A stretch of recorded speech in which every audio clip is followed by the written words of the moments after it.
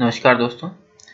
आज हम टेरिडोफाइटा के जीवन चक्र व उसकी बंधुताओं के बारे में चर्चा करेंगे कि टेरिडोफाइटा जो पादप वर्ग है उसके जीवन चक्र में कितनी फेजेस आती हैं और वो किस प्रकार रिप्रोडक्शन करता है, वह उसके अपने पास वाले पादप समूह जैसे कि ब्रायोफाइटा व जिम्नोस्पर्म से क्या क्या समानताएं हैं व क्या क्या असमानताएं हैं। जैसा कि हमें पता है कि टेरिडोफाइटा प्लांट ग्रुप में मुख्यतः दो प्रकार में विभाजित किया जा सकता है, समबीजाणुक टेरिडोफाइट व विषम बीजाणुक टेरिडोफाइट।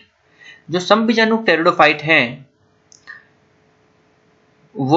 वे टेरिडोफाइट जिनमें एक ही प्रकार के बीजाणु बनते हैं उन्हें हम समबीजाणुक टेरिडोफाइट्स कहते हैं।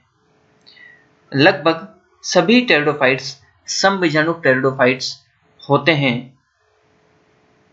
कुछ टेरिडोफाइट जैसे कि सिलेजिनेला, आइसोइटिस, मार्सिलिया, साल्विनिया, अजोला, स्टाइलिड्स, रैग्निलिडियम, पिलुलेरिया इत्यादि विषम बीजाणुकता दर्शाते हैं, जिसमें कि हमें दो प्रकार के बीजाणु, लघु बीजाणु व गुरु बीजाणु देखने को मिलते हैं। सर्वप्रथम हम समबीजाणुक टेरिडोफाइट के बारे में चर्चा करेंगे कि समबीजाणुक टेरिडोफाइट का जीवन चक्र किस प्रकार चलता है। जैसा कि आप चित्र के माध्यम से देख पा रहे हैं कि इसमें जो स्पोरोफाइटिक जनरेशन होती है, यानी कि जो आपको पादप जो दिखाई देता है वो जड़, तना व पत्ती युक्त जो पादप होता है वो बीजाणुद्भिद होता है, वो स्पोरोफाइट होता है, जो कि एक डिप्लॉयड बॉडी है, जो कि प्रधान डोमिनेंट बॉडी होती है जो कि आपको दिखाई देती है। इस स्पोरोफिटिक बॉडी पर, इस बीजाणुद्भिद पर रिप्रोडक्टिव पार्ट के रूप में, जननात्मक संरचनाओं के रूप में स्ट्रोबिलिस लगता है, शंकु लगता है, जो कि शाखाओं के शीर्ष भाग पर आपको दिखाई देता है, शंकु रूपी संरचना। ये जो शंकु होता है वो बीजाणु पर्णों से मिलकर बना होता है। बीजाणु पर्ण पर एक विशेष प्रकार की संरचना लगती है जिसको हम बीजाणुधानी कहते हैं, और बीजाणुधानी वो संरचना होती है जिसमें कि बीजाणु लगते हैं, और ये बीजाणु मात्र कोशिकाओं से निर्मित होते हैं। यहाँ तक कि सभी संरचनाएं अर्थात बीजाणुद्भिद, जड़, तना, पत्ती युक्त पादप, शंकु, बीजाणुपर्ण, बीजाणुधानी व बीजाणु मात्र कोशिका, ये सभी संरचनाएं डिप्लॉयड यानी कि द्विगुणित होती हैं।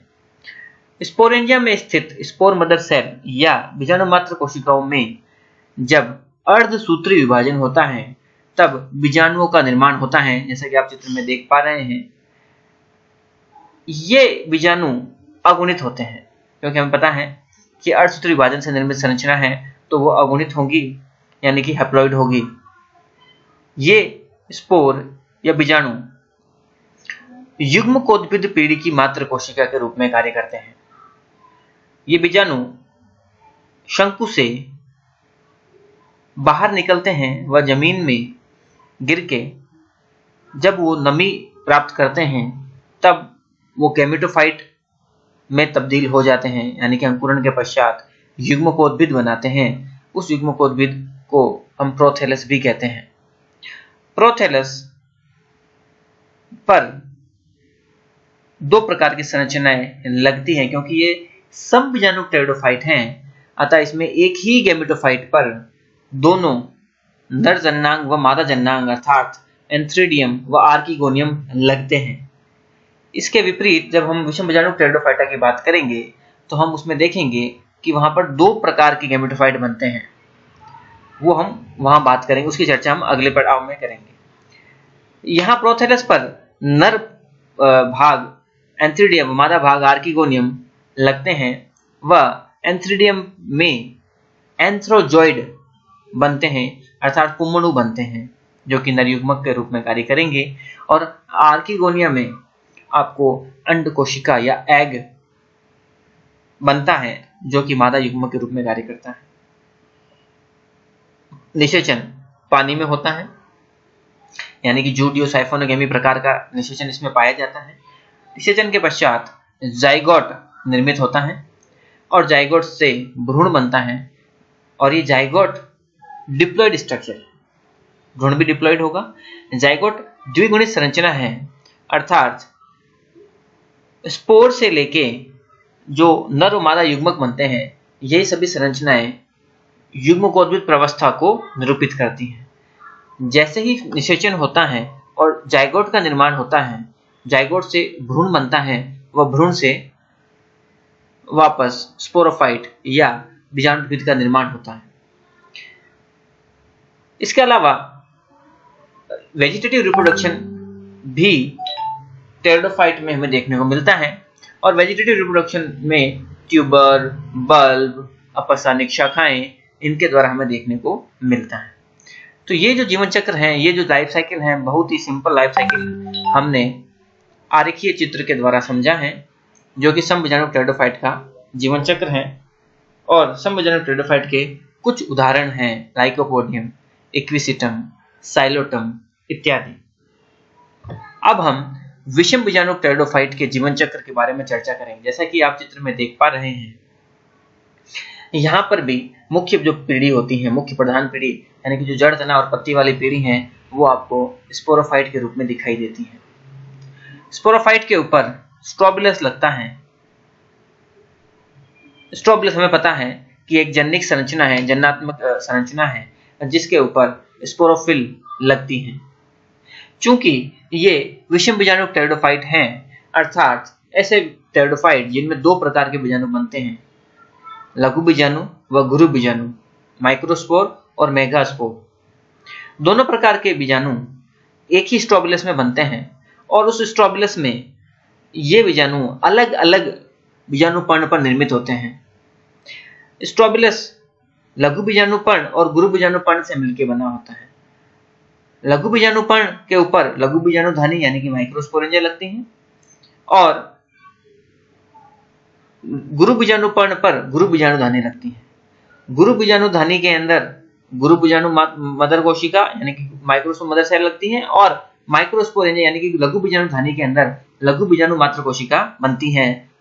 यहाँ तक कि सभी संरचना जैसा कि हमें विदित हैं कि डिप्लॉयड होती हैं, द्विगुणित होती हैं, और स्पोरोफिटिक जनरेशन को निरूपित करती हैं, शो करती हैं, इंगित करती हैं। मियोसिस होता है माइक्रोस्पोर मदर सेल और मेगास्पोर मदर सेल के अंदर। फलस्वरूप माइक्रोस्पोर जो कि अगुणित संरचना है, वह मेगास्पोर वो भी अगुणित संरचना है का निर्माण होता है, और ये दोनों माइक्रोस्पोर और मेगास्पोर अर्थात स्पोर बनने के बाद बनते हैं, स्पोर बनते हैं, और ये स्पोर युग्मकोद्भिद पीढ़ी को निरूपित करते हैं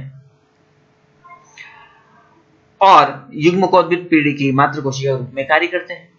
चूंकि यहाँ दो प्रकार के स्पोर बनते हैं, तो गैमेटोफाइट भी दो प्रकार के बनेंगे। माइक्रोस्पोर मेल गैमेटोफाइट का निर्माण करेंगे, मेगास्पोर फीमेल गैमेटोफाइट का निर्माण करेंगे। और हमें पता है कि मेल गैमेटोफाइट जिसपे नर जन्नांग लगेंगे एंथ्रीडियम, और फीमेल गैमेटोफाइट पर मादा जन्नांग लगेंगे आर्किगोनियम यानी स्त्रीधानी। पुंधानी या एंथ्रीडियम के अंदर जो नर युग्मक बनते हैं उन्हें हम एंथ्रोजोइड या पुंगणु कहते हैं, जो कि सिलेटेड होते हैं, फ्लैजिलेटेड होते हैं, और आर्किगोनियम के अंदर लगती हैं एग सेल या अंड कोशिकाएं, जो कि मादा युग्मक के रूप में कार्य करते हैं। मादा युग्मक नॉन मोटाइल होता है और नर युग्मक मोटाइल होते हैं। निषेचन जो होता है वो पानी के अंदर होता है, पानी के द्वारा होता है, पानी के माध्यम से होता है। बिना पानी के इनका जीवन चक्र पूरा नहीं हो सकता है टेरिडोफाइट्स का, ये इनकी एक कमी है। इसीलिए पूर्णतः सफल स्थलीय पादप नहीं है, क्योंकि ये पानी के आसपास होते हैं, पानी से दूर इनका जीवन संभव नहीं है, क्योंकि इनका लाइफ साइकिल कंप्लीट नहीं होगा। नर युग्मक व मादा युग्मक यानी कि एग और एंथ्रोजॉइड यानी कि अंड कोशिका व पुंगणु में निषेचन के उपरांत जाइगोट यानी कि युग्मनज का निर्माण होता है। युग्मनज चूंकि एक द्विगुणित संरचना है, और यहाँ से स्पोरोफिटिक जनरेशन यानी कि बीजाणुद्भिद पीढ़ी की शुरुआत होती है, अर्थात युग्मनज बीजाणुद्भिद पीढ़ी की मातृ कोशिका है। ये बहुत ही महत्वपूर्ण चीज है। बीजाणुद्भिद पीढ़ी की मातृ कोशिका होती है जाइगोट, जबकि हमने अभी जैसे थोड़ी देर पहले देखा था कि युग्मकोद्भिद पीढ़ी की मातृ कोशिका होती है यानी मदर सेल होती है स्पोर। ये बहुत ही इंपॉर्टेंट बात है और आपको ध्यान रखने वाली बात है। इस पे कई सारे प्रश्न कई बार प्रतियोगी परीक्षाओं में पूछे गए हैं। जाइगोट से निर्मित होता है एम्ब्रियो, जो भी एक डिप्लॉयड स्ट्रक्चर है और जो कि आगे चल के स्पोरोफाइट यानी कि बीजाणुद्भिद का निर्माण करता है। इसमें भी जो वेजिटेटिव रिप्रोडक्शन या कायिक जनन है वो होता है, और वो कायिक जनन ट्यूबर, एडवेंटिशियस बर्ड्स, बल्बिल्स के द्वारा पूर्ण होता है, और उससे भी एक पूर्णतया अलग पादप, नया पादप बन जाता है, नवीन पादप बन जाता है। ये दोनों जो टेरिडोफाइट हैं, टेरिडोफाइट का जीवन चक्र है वो विषम बीजाणुक अल्टरनेशन ऑफ जनरेशन यानी कि पीढ़ी एकांतरण, हेटेरोजेनस पीढ़ी एकांतरण को दर्शाता है, अर्थात स्पोरोफाइट गेमेटोफाइट के द्वारा एकांतरित होती है जनरेशंस। इसे हम विषम रूपी पीढ़ी एकांतरण कहते हैं। आशा करता हूं आपको ये लाइफ साइकिल समझ में आया होगा। अब हम टेरिडोफाइट्स की कुछ एफिनिटीज, बंधुताएं देखते हैं। हमें पता है कि जो टेरिडोफाइट होता है वो ब्रायोफाइट और जिम्नोस्पर्म के बीच स्थित होता है। कुछ लक्षणों में ये ब्रायोफाइट से तथा कुछ लक्षणों में ये जिम्नोस्पर्म से समानताएं दर्शाते हैं। सर्वप्रथम हम टेरिडोफाइट्स की ब्रायोफाइट से समानताएं देखेंगे। दोनों समूह यानी कि टेरिडोफाइट्स और ब्रायोफाइट्स स्पष्ट विषम रूपी पीढ़ी एकांतरण दर्शाते हैं, अर्थात स्पोरोफिटिक जनरेशन गेमेटोफिटिक जनरेशन से एकांतरित होती हैं, अल्टरनेट होती हैं। लैंगिक जनन दोनों में ऊगेमस प्रकार का होता है, विषम युग्मकी प्रकार का होता है। नर तथा स्त्री जन्नांग क्रमशः पुंधानी व स्त्रीधानी होते हैं, अर्थात दोनों में पुंधानी व स्त्रीधानी होते हैं व मल्टी सेलुलर व जैकेट युक्त होते हैं, यानी कि उनमें सुरक्षात्मक आवरण के रूप में एक जैकेट का निर्माण होता है, जैकेट युक्त होते हैं। दोनों समूहों में जो मेल गैमेट होता है पुंमणु वो सीलेटेड व गतिशील होता है, जबकि जो एग सेल होती है, जो अंड होता है यानी कि जो फीमेल गैमेट होता है वो नॉन मोटाइल होता है। ये दोनों समूह में इनकी समानता है। दोनों समूह में निषेचन जल की उपस्थिति में होता है, यानी कि दोनों समूह में पानी से दूर इनका जीवन संभव नहीं है। और अनेक टेरिडोफाइट्स ब्रायोफाइट्स के समान विषम बीजाणु होते हैं। हमने देखा कि कुछ टेरिडोफाइट्स को छोड़ के से सभी टेरिडोफाइट्स यानी कि लगभग 9 टेरिडोफाइट्स को छोड़ के से सभी टेरिडोफाइट्स सम बीजाणुता दर्शाते हैं, अर्थात अधिक मोस्ट ऑफ द टेरिडोफाइट्स जो होते हैं वो होमोस्पोरस होते हैं। ऐसे ही सभी ब्रायोफाइट्स भी होमोस्पोरस होते हैं। ब्रायोफाइट में हेटेरोस्पोरी नहीं पाई जाती है। अब हम टेरिडोफाइट्स और ब्रायोफाइट्स में असमानताएं यानी कि डिफरेंसेस दोनों में क्या विषमताएं हैं वो हम देखते हैं। टेरिडोफाइट्स का जो प्लांट बॉडी होती है बीजाणुद्भिद, जबकि ब्रायोफाइट्स का जो पादपकाय होता है वो युग्मकोद्भिद होता है। ये एक मुख्य अंतर है। एल्गी और ब्रायोफाइट्स में जो थैलस आपको जो दिखाई देता है, यानी कि जो दिखाई देता है वो युग्मकोद्भिद होता है, जो थैलॉइड होता है, प्लांट बॉडी थैलॉइड होती है। जबकि टेरिडोफाइट्स के अंदर जो बीजाणुद्भिद जो दिखाई देता है वो बीजाणुद्भिद होता है और वो रूट स्टेम और लीफ में डिवाइडेड होता है, थैलॉइड नहीं होता है। ये एक मुख्य अंतर है। सभी टेरिडोफाइट्स का पादपकाय जड़ तना पत्ती में विभेदित होता है, परंतु ब्रायोफाइट्स का पादपकाय थैलस होता है, जैसा कि अभी हमने चर्चा की। टेरिडोफाइट्स में समन तंत्र उपस्थित होता है, जबकि ब्रायोफाइट्स में एब्सेंट होता है। यानी कि टेरिडोफाइट्स में जाइलम और फ्लोएम पाए जाते हैं, उपस्थित होते हैं, जबकि ब्रायोफाइट्स में जाइलम और फ्लोएम का कोई उपयोग नहीं है, इसलिए वो वहां अनुपस्थित होते हैं। सभी ब्रायोफाइट्स होमोस्पोरस होते हैं, जबकि अनेक टेरिडोफाइट्स में विषम बीजाणुता पाई जाती है। ये एक अंतर है कि ब्रायोफाइट्स जो है होमोस्पोरस हैं सभी, और जबकि लेकिन टेरिडोफाइट्स में कुछ टेरिडोफाइट्स जो है वो हेटेरोस्पोरस भी होते हैं। तो ये एक डिफरेंस हो गया। टेरिडोफाइट्स में बीजाणुद्भिद स्वपोषित होता है, वह फ्री होता है, स्वतंत्रता इंडिपेंडेंट होता है, जबकि ब्रायोफाइट्स में ये पूर्णतः अथवा आंशिक रूप से युग्मकोद्भिद पर आश्रित होता है। अब हम टेरिडोफाइट्स की जिम्नोस्पर्म से समानताओं के बारे में चर्चा करेंगे कि टेरिडोफाइट्स और जिम्नोस्पर्म में क्या-क्या समानताएं हैं। दोनों समूह में पादपकाय बीजाणुद्भिदीय होता है तथा जड़ तना पत्ती में विभेदित होता है। यानी कि जिम्नोस्पर्म में भी जो आपको प्लांट दिखाई देता है वो रूट स्टेम और लीफ में डिवाइडेड होता है, जैसा कि हमने टेरिडोफाइटा में देखा था, रूट स्टेम और लीफ वाला, और दोनों में ही वो उसको हम स्पोरोफाइट बोलेंगे। ये एक समानता है। बीजाणुद्भिद तथा युग्मकोद्भिद प्रावस्था में नियमित पीढ़ी एकांतरण पाया जाता है, यानी कि विषम रूपी पीढ़ी एकांतरण टेरिडोफाइट्स भी दर्शाते हैं और जिम्नोस्पर्म भी दर्शाते हैं।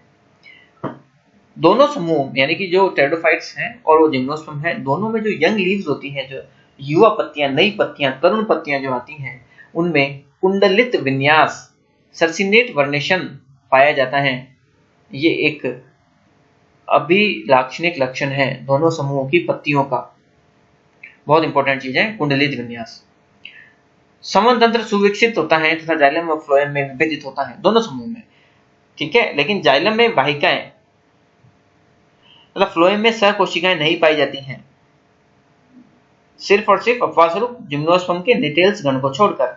जिम्नोस्पर्म का निटेल्स गण या जो निटेल्स ऑर्डर है वो थोड़ा सा एडवांस्ड ऑर्डर है, उसमें आपको वेसल्स और कंपेनियन सेल्स देखने को मिलती हैं। अदरवाइज पूरे टेरिडोफाइट्स में और पूरे जिम्नोस्पर्म में except Gnetales order vessels and companion cells are absent.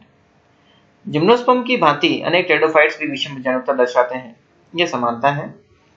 और टेरिडोफाइट्स के समान कुछ जिम्नोस्पर्म के पुंमणु जैसे साइकस और गिंगो में सिलेटेड होते हैं, यानी कि पक्षमाप युक्त होते हैं। अर्थात हमने देखा अभी कि जो जितने भी टेरिडोफाइट्स होते हैं उन सभी टेरिडोफाइट्स में नर युग्मक मोटाइल होता है। वो मोटाइल इसलिए होता है क्योंकि उसको फर्टिलाइजेशन के लिए पानी के अंदर मूव करना पड़ता है एग के पास जाने के लिए, यानी कि निषेचन पानी के अंदर होता है। इसीलिए सभी टेरिडोफाइट्स में जो मेल गैमेट होता है, जो एंथ्रोजॉइड होता है, वो फ्लैजिलेटेड होता है, सीलेटेड होता है। ये बहुत ही महत्वपूर्ण लक्षण है। लेकिन कुछ जिम्नोस्पर्म, जबकि हमें पता है कि जिम्नोस्पर्म में जो फर्टिलाइजेशन होता है वो पानी के द्वारा नहीं होता है, वो अधिकतर वायु के द्वारा होता है। इसीलिए वहां पर मोटाइल या फ्लैजिलेटेड एंथ्रोजॉइड या मैं बोल दूं परागकण पोलन ग्रेन्स की आवश्यकता नहीं होती है। फिर भी अपवाद स्वरूप कुछ पादप जैसे साइकस, गिंगो इत्यादि में सीलेटेड पुंमणु पाए जाते हैं। ये बहुत ही इंपॉर्टेंट प्रश्न है, इस पे कई बार आरपीएससी में कुछ और प्रतियोगी परीक्षाओं में भी प्रश्न आ रखा है इस टॉपिक से, इस पॉइंट से। लास्ट में हम टेरिडोफाइट्स जिम्नोस्पर्म में असमानताएं देखते हैं कि दोनों में क्या क्या असमानताएं हैं। टेरिडोफाइट्स नम छायादार आवासों में पाए जाते हैं, जबकि जिम्नोस्पर्म प्राय मरुद्भिदीय आवासों में ही पाए जाते हैं। तो ये बहुत बड़ा अंतर है, क्योंकि टेरिडोफाइट्स का तो एरिया सीमित हो गया कि सिर्फ पानी के आसपास मॉइस्ट इलाकों में मिलेंगे, जबकि जिम्नोस्पर्म जो होते हैं वो जीरोफिटिक आवासों में भी पाए जाते हैं। जिम्नोस्पर्म में मूसला जड़ें होती हैं, जबकि टेरिडोफाइट्स में अपस्थानिक जड़ें पाई जाती हैं। ये भी एक बहुत महत्वपूर्ण अंतर है।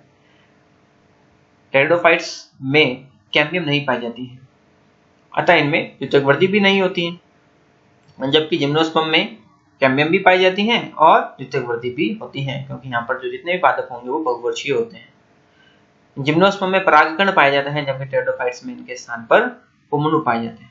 हमने बात की क्योंकि टेरिडोफाइट्स थोड़ा सा प्रिमिटिव ग्रुप है, जिम्नोस्पर्म बीज बनाने वाले पादप हैं और एडवांस्ड ग्रुप है, इसलिए हम यहाँ पर बात करेंगे तो इनमें परागकण पाए जाते हैं जिम्नोस्पर्म में, जबकि टेरिडोफाइट्स तक हम इस चीज को यानी कि नर युग्मों को पुंमणु कहते हैं, पुंमणु पाए जाते हैं। जिम्नोस्पर्म में पराग नलिका भी बनती है, जबकि टेरिडोफाइट्स में इसका अभाव होता है। कुछ जिम्नोस्पर्म को छोड़कर यानी कि साइकेड्स और गिंगो से सभी में नर युग्मक अगतिशील होते हैं, जैसा भी हमने चर्चा भी की थी कि इस पॉइंट से प्रश्न आए हुए हैं। जैसा कि हम यहाँ देख पा रहे हैं कि कुछ जिम्नोस्पर्म यानी कि सिर्फ साइकस और गिंगो को छोड़ दें, बाकी सभी युग्मक अगतिशील होते हैं, नर युग्मक सभी प्लांट्स में, बाकी सभी जिम्नोस्पर्म में। जबकि टेरिडोफाइट्स के सभी नर युग्मक मोटाइल होते हैं। और वो क्यों होते हैं मोटाइल? क्योंकि उनके अंदर जनन के लिए उनको पानी के अंदर मूव करना पड़ता है, इसलिए मेल गैमेट्स जो होते हैं वो फ्लैजिलेटेड होते हैं, मोटाइल होते हैं। इसी के साथ मैं इस टॉपिक को यहीं समाप्त करता हूँ। धन्यवाद।